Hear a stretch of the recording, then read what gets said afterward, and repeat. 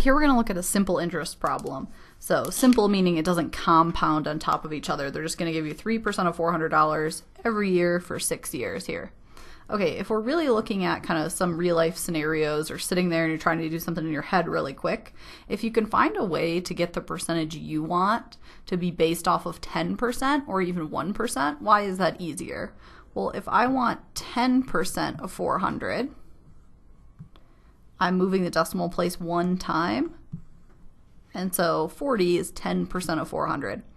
If I want 1% of 400, that would move the decimal twice, so it would be 4. And you can always kind of eyeball if it seems big enough or not.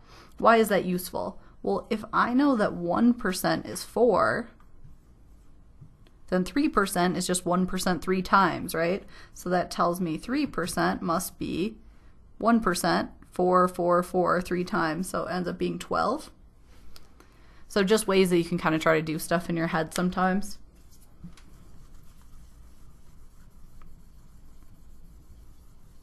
If you ever want to ask me sometime, I can show you a good one for like tipping. If you want to do 20%, obviously you can do 10% and then double it.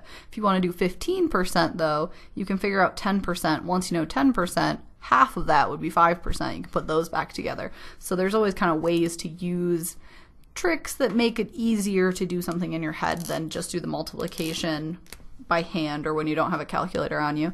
All right, so 3% of 400 is $12. And then they're going to get $12 every year for 6 years.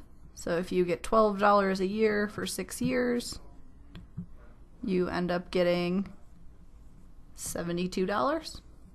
So how much interest is earned in 6 years? $12 a year for 6 years, $72.